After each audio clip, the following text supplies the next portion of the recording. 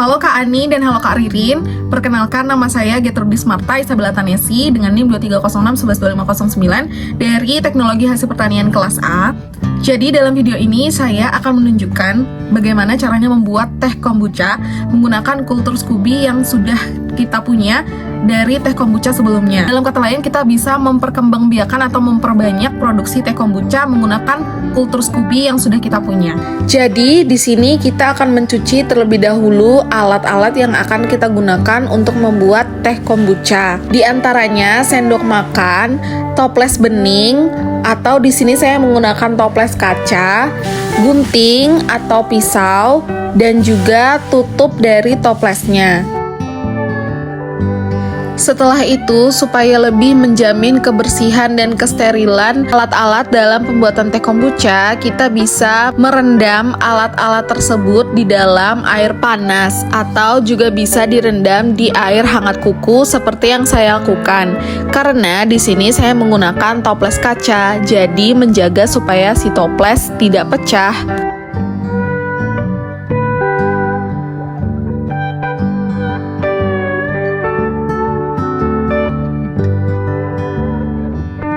Proses selanjutnya adalah dengan pembuatan teh. Seperti biasa, yang pertama caranya adalah dengan menyeduh teh menggunakan air panas. Di sini kita akan menggunakan teh hitam karena teh hitam mengandung polifenol dan nitrogen yang tinggi. Dua zat penting inilah yang dibutuhkan oleh Scooby atau symbiotic culture of bacteria and yeast untuk tumbuh dan berkembang.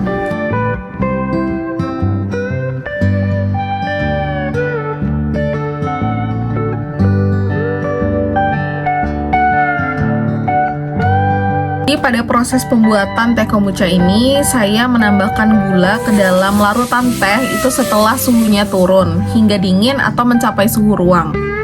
Hal ini saya lakukan untuk menjaga kondisi lingkungan itu tetap aman bagi mikroorganisme dalam Scooby. Nah, jika gula itu ditambahkan saat teh masih panas atau suhu tinggi, itu bisa membunuh atau melemahkan bakteri dan ragi yang ada di dalam kultur, sehingga proses fermentasinya bisa terganggu atau bahkan gagal.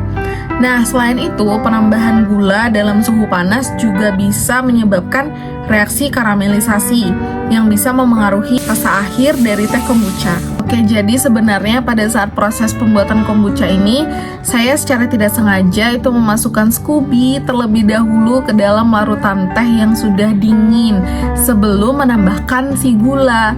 Nah, meskipun ini bukan urutan yang ideal, kondisi tersebut ternyata masih cukup aman karena suhunya sudah tidak panas, sehingga tidak membahayakan mikroorganisme dalam Scooby. Nah, setelah menyadari kesalahan ini, saya segera mengeluarkan Scooby terlebih dahulu, lalu baru menambahkan dan melarutkan gula hingga merata. Nah, setelah larutan itu benar-benar tercampur rata, barulah saya kembali memasukkan Scooby ke dalam wadah fermentasi untuk melanjutkan proses pembuatan kombucha.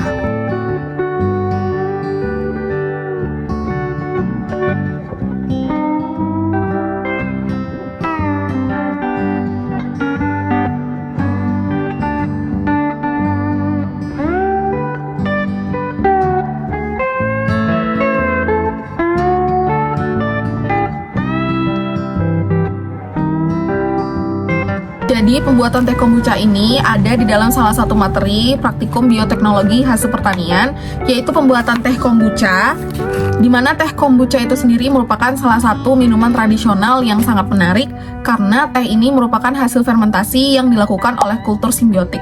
Pengertian tersebut diperoleh dari Philippis et al. Pada tahun 2018. Dan bahan utama kombucha ini yang sering kali digunakan adalah daun teh hitam, teh hijau, atau teh oolong. Namun dapat juga dibuat melalui infused water menggunakan buah-buahan, daun mint, bunga melati, dan sebagainya. Oke, jadi dalam pembuatan teh kombucha ini saya menggunakan teh hitam ya, karena selain teh hitam tadi mengandung polifenol dan nitrogen yang tinggi, di teh hitam itu juga bisa memberikan lingkungan yang lebih stabil untuk fermentasi, sehingga rasa, aroma, dan keamanan kombucha lebih konsisten. Dan juga kandungan kafein serta tanin yang ada di dalam teh hitam itu juga bisa membantu menjaga keseimbangan mikroba dalam SCOBY. Jadi kultur bakteri dan raginya akan tetap sehat. Nah, jadi satu hal yang perlu diperhatikan, SCOBY itu memang boleh dikeluarkan sebentar, tapi harus pakai tangan yang sudah bersih atau pakai alat yang steril supaya nanti tidak terkontaminasi. Proses fermentasi ini berjalan kurang lebih selama 10 hari dengan keadaan itu suhu ruang dan hindari sinar matahari langsung. Nah, nanti di hari kelima atau ketujuh itu kita sudah bisa mencicipi rasanya ya. Kalau masih manis itu bisa kita biarkan lebih lama. Kalau udah asam dan seimbang rasanya itu bisa kita lanjut ke tahap fermentasi yang kedua atau bisa dimasukkan ke kulkas. Nah, kalau fermentasi tahap kedua itu opsional sebenarnya 2-5 hari. Itu caranya bisa kita tambahkan, bisa kita tuang si kombuchanya ini ke botol kaca dan kita tambahkan potongan buah atau rempah atau perasa alami, itu opsional aja. Dan tutup rapat botol, kita biarkan selama 2-5 hari pada suhu ruang. Nah, nanti setelah cukup berbuih atau bergelembung, itu baru kita pindahkan ke kulkas. Jadi sedikit tips tambahan, kalau kamu suka kombucha yang masih agak manis dan gak terlalu asam, itu bisa kita panen teh kombuchanya itu di hari ke-7 atau ke-8. Nah, kalau suka kombucha yang lebih seger, terus rasanya tajam, terus asam dan rendah gula, itu bisa dipanen di hari ke-10 atau lebih gitu. Nanti biasanya selama proses fermentasi itu akan timbul lapisan baru SCOBY yang mulai tumbuh di permukaan. Itu biasanya bentuknya tipis, warnanya bening, keputih, dan agak berlendir di awal-awal gitu. Nah, terus juga ada gelembung-gelembung kecil, itu tandanya proses fermentasinya aktif. Dan juga ada sedikit endapan warna coklat atau keruh di dasar itu adalah ragi mati gitu. Dan biasanya akan muncul serat seperti akar, dan itu adalah yang dihasilkan dari SCOBY gitu. Dan aromanya biasanya asam seger, kayak seperti cuka ditambah dengan teh manis. Itu beberapa hal yang harus diperhatikan, tapi ini masih termasuk hal yang normal, dimana kalau kita menemukan lapisan SCOBY itu miring atau tenggelam. Nah, hal tersebut itu nggak apa-apa karena si SCOBY-nya itu akan naik sendiri atau akan tumbuh baru gitu. Dan kalau misalnya kita menemukan ada sedikit berbusa di pinggir-pinggir botol gitu ya, itu tandanya proses fermentasinya aktif.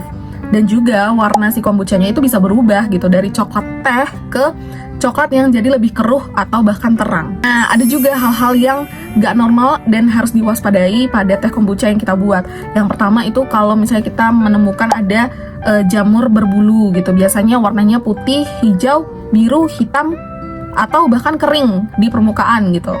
Dan ini itu harus dibuang total, harus dibuang semuanya dan jangan dikonsumsi karena bisa berbahaya. Nah, terus hal berikutnya itu kalau muncul bau busuk seperti telur busuk atau bau kimia.